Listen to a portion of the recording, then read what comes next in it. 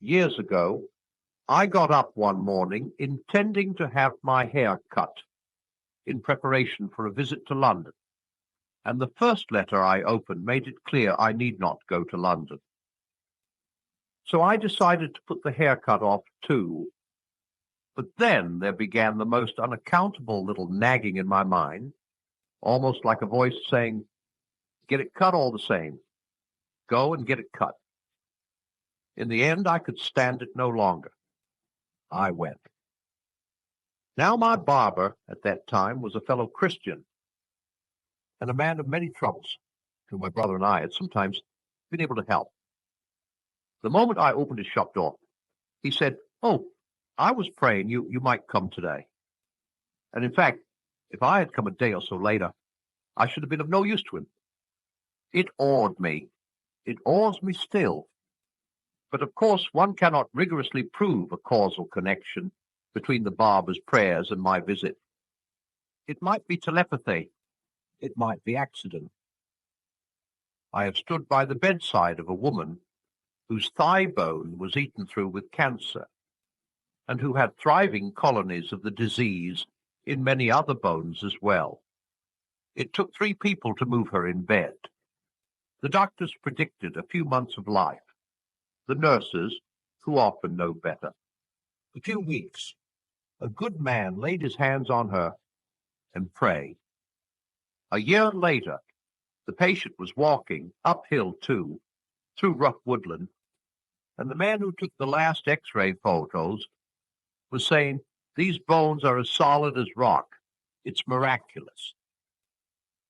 But once again, there is no rigorous proof. Medicine, as all true doctors admit, is not an exact science. We need not invoke the supernatural to explain the falsification of its prophecies. You need not, unless you choose, believe in a causal connection between the prayers and the recovery. The question then arises, what sort of evidence would prove the efficacy of prayer? The thing we pray for may happen, but how can you ever know it was not going to happen anyway? Even if the thing were indisputably miraculous, it would not follow that the miracle had occurred because of your prayers. The answer surely is that a compulsive empirical proof, such as we have in the sciences, can never be attained. Some things are proved by the unbroken uniformity of our experiences. The law of gravitation is established by the fact that, in our experience, all bodies without exception obey it. Now, even if all the things that people prayed for happened, which they do not, this would not prove what Christians mean by the efficacy of prayer. For prayer is request. The essence of request, as distinct from compulsion, is that it may or may not be granted. And if an infinitely wise being listens to the requests of finite and foolish creatures, of course, he will sometimes grant and sometimes refuse them. Invariable success in prayer would not prove the Christian doctrine at all. It would prove something much more like magic, a power in certain human beings to control or compel the course of nature. There are no doubt passages in the New Testament which may seem at first sight to promise an invariable granting of our prayers, but that cannot be what they really mean. For in the very heart of the story, we meet a glaring instance to the contrary. In Gethsemane, the holiest of all petitioners prayed 3 times that a certain cup might pass from him. It did not. After that, the idea that prayer is recommended to us as a sort of infallible gimmick may be dismissed. Other things are proved not simply by experience, but by those artificially contrived experiences which we call experiments. Could this be done about prayer? I will pass over the objection that no Christian could take part in such a project because he has been forbidden it. You must not try experiments on God, your master. Forbidden or not, is the thing even possible? I have seen it suggested that a team of people, the more the better, should agree to pray as hard as they knew how over a period of 6 weeks for all the patients in Hospital A and none of those in Hospital B. Then you would tot up the results and see if A had more cures and fewer deaths. And I suppose you would repeat the experiment at various times and places so as to eliminate the influence of irrelevant factors. The trouble is that I do not see how any real prayer could go on under such a condition. Words without thoughts never to heaven go, says the king in Hamlet. Simply to say prayers is not to pray.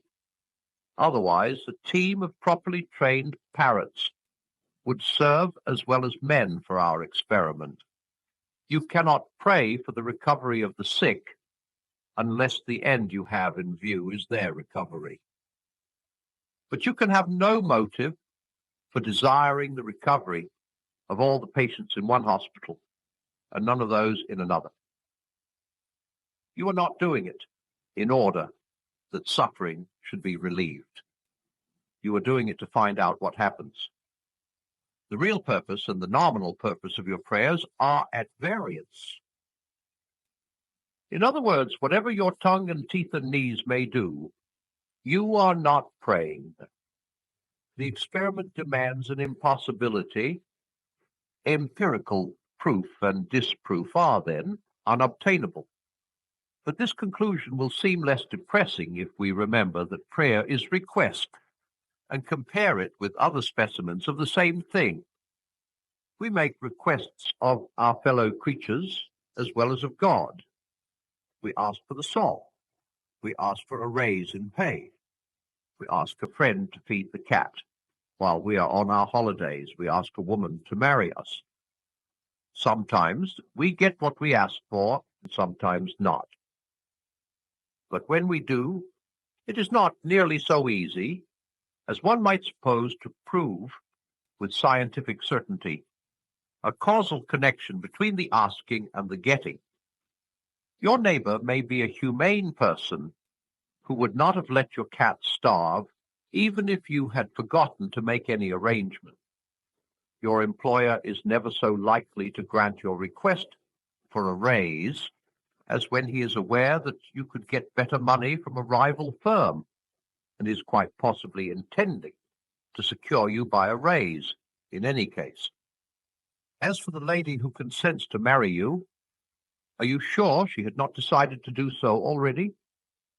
Your proposal, might have been the result, not the cause, of her decision.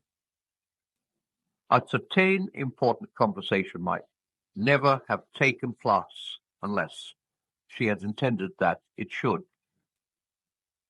Thus, in some measure, the same doubt that hangs about the causal efficacy of our prayers to God hangs also about our prayers to man. Whatever we get, we might have been going to get anyway.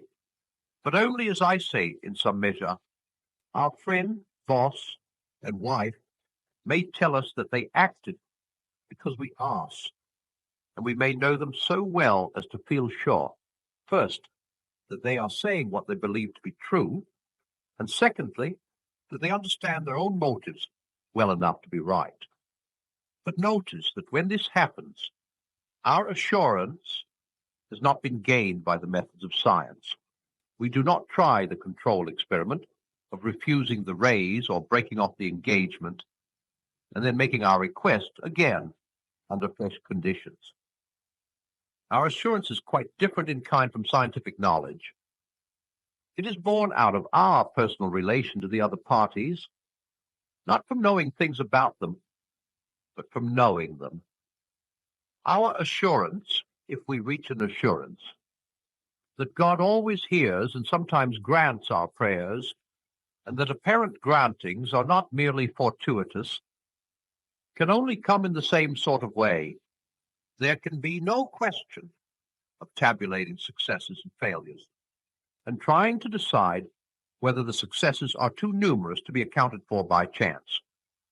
Those who best know a man best know whether, when he did what they asked, he did it because they asked.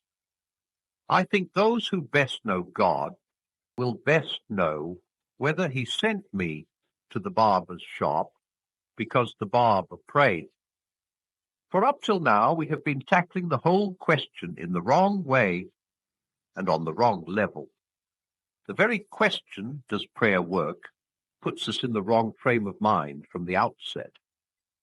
Work, as if it were magic or a machine, something that functions automatically. Prayer is either a sheer illusion or a personal contact between embryonic, incomplete persons, ourselves, and the utterly concrete person. Prayer, in the sense of petition, asking for things, is a small part of it. Confession and penitence are its threshold, adoration its sanctuary, the presence and vision and enjoyment of God its bread and wine. In it, God shows himself to us. That he answers prayers is a corollary, not necessarily the most important one. From that revelation, what he does is learned from what he is.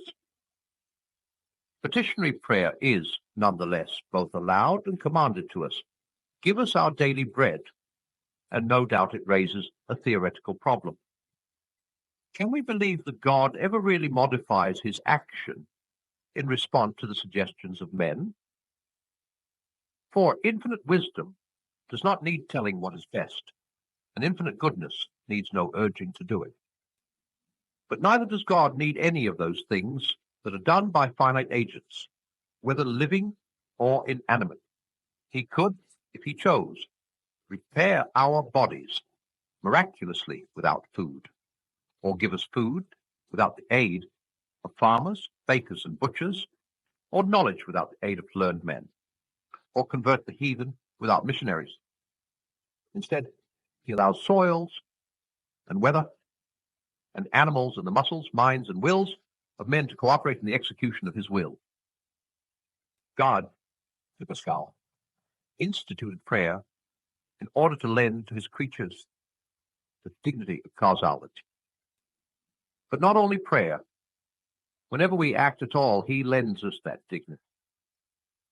It is not really stranger, nor less strange, that my prayers should affect the course of events, than that my other actions should do so. They have not advised or changed God's mind, that is, his overall purpose. But that purpose will be realized in different ways, according to the actions, including the prayers, of his creatures. For he seemed to do nothing of himself which he can possibly delegate to his creatures. He commands us to do slowly and blunderingly what he could do perfectly and in the twinkling of an eye. He allows us to neglect what he would have us do, or to fail. Perhaps we do not fully realize the problem, so to call it, of enabling finite free wills to coexist with omnipotence. It seems to involve at every moment almost a sort of divine abdication. We are not mere recipients or spectators. We are either privileged to share in the game or compelled to collaborate in the work, to wield our little tridents. Is this amazing process simply creation going on before our eyes? This is how, no light matter, God makes something, indeed makes gods, out of nothing. So at least it seems to me. But what I have offered can be, at the very best, only a mental model or symbol. All that we say on such subjects must be merely analogical and parabolic. The reality is doubtless not comprehensible by our faculties, but we can, at any rate, try to expel bad analogies and bad parables. Prayer is not a machine. It is not magic. It is not advice offered to God. Our act when we pray must not, any more than all our other acts, be separated from the continuous act of God himself, in which alone all finite causes operate. It would be even worse to think of those who get what they pray for as a sort of court favorites, people who have influence with the throne. The refused prayer of Christ in Gethsemane is answer enough to that. And I dare not leave out the hard saying, which I once heard from an experienced Christian. I have seen many striking answers to prayer, and more than one that I thought miraculous. But they usually come at the beginning, before conversion, or soon after it. As the Christian life proceeds, they tend to be rarer. The refusals, too, are not only more frequent, they become more unmistakable, more emphatic. Does God then forsake just those who serve him best? Well, he who served him best of all said, near his tortured death, "Why hast thou forsaken me?" When God becomes man, that man of all others is least comforted by God at his greatest need. There is a mystery here, which, even if I had the power, I might not have the courage to explore.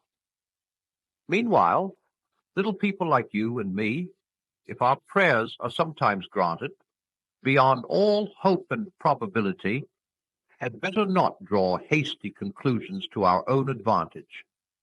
If we were stronger, we might be less tenderly treated. If we were braver, we might be sent with far less help to defend far more desperate posts in the great battle.